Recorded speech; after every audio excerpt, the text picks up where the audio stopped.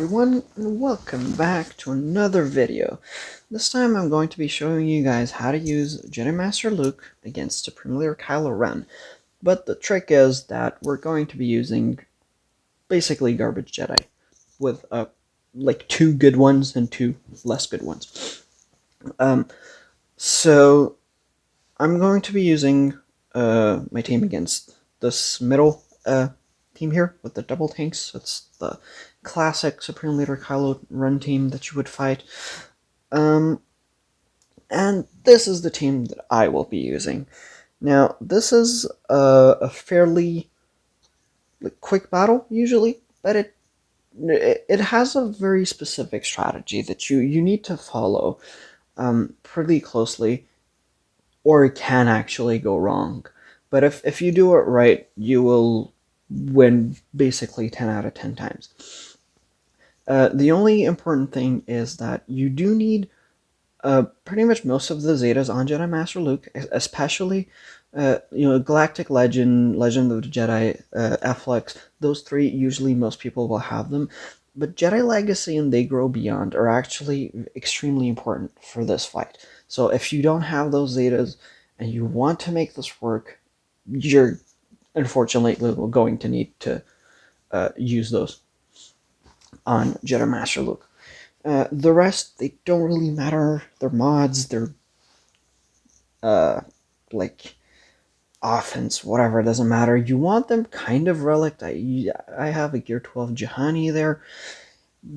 For her, it doesn't matter, but you still want like okay relics, like relic 4 or 5 on them. My Jolie, Yoda, and Shakti are all relic 4. But you want decent relics on them because they will take a few hits, and you need them to kind of survive that. So as to why I'm using this team, with Master Yoda and Shakti are very important here. Yoda for his foresight, Shakti for, well, basically everything that she has on her kit. She has crit immunity for Luke, she has cleanse, she's a heal, she has offense up, a dispel. Those are all very important things. They're very powerful, and I very much like that for a character here. The other 2 spots, Jolie, I'm putting him here just because I never use him for anything. I figured, why not use him here? The 5th spot, I just put Jahani because whatever, it can literally be any Jedi in that 5th slot and it will work. I just wanted to put Jahani there. But yeah, you could put anyone else, like Ezra, Ayla, doesn't really matter. But the strategy is a bit different to what you would think it is, because you're not actually going to do all the moves in the way you would think. I'm going to try and explain it as we go through the battle. It may take some time, we may time out, but I guarantee you this is not a battle that will time out. When you run it, it's a like 1 minute 30, 2-minute battle at the very most. So let's just get into it, and I'll try to explain as we go what the thoughts are. So we're going to be using this on Hux and call Shakti here. I like to call Shakti, you could call anyone else. I like to call her to get the offense up, and it is especially useful when the Kylo is actually faster than my Master Luke, which is not the case here, but in some cases it can be. Then we're going to spread the foresight because we want to be able to dodge any incoming AoEs.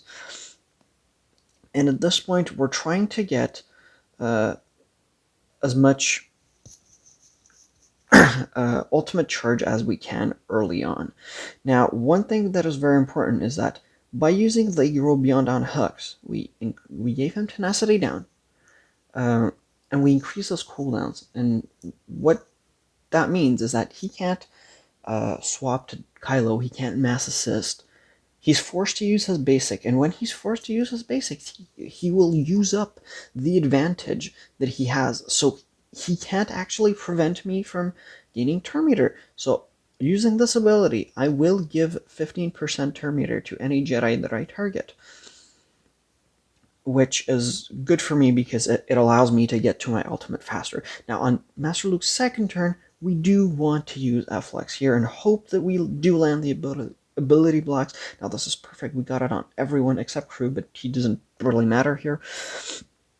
And now, I could kill Stormtrooper because I have ability blocks on everyone, and actually that is what I'm going to do. If you don't get the ability blocks on Sith Trooper, you do want to kind of play around, start hitting Crew instead, because it allows you to like kind of move around having to hit um,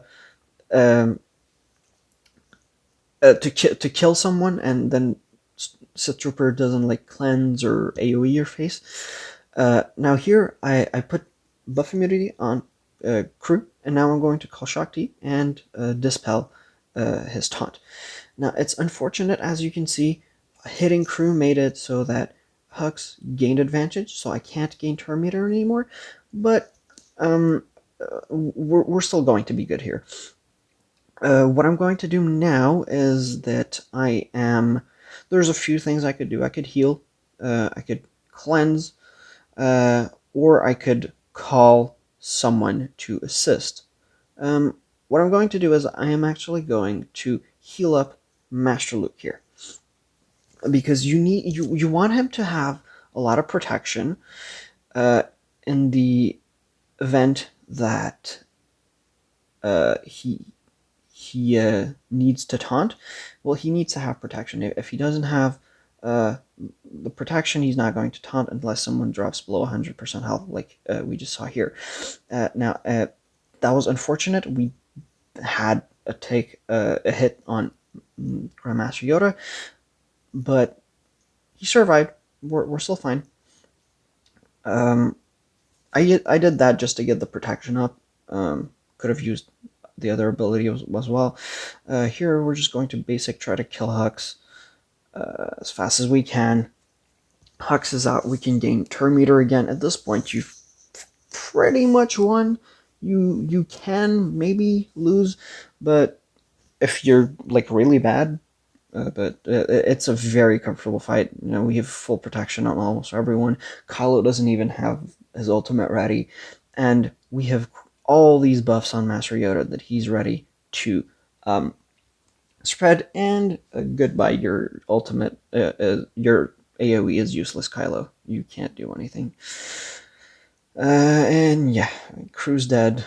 That's just it's a one battle at this point. Like, he can't do anything to you. Increase his cooldowns, take away his buffs. You have won this battle. Now, as you can see, it took me 4 minutes 30, but I was explaining every move along the way. And as I said, when someone is going to be running that like by themselves, it's going to take you 1 minute 30, 2 minutes at the very most.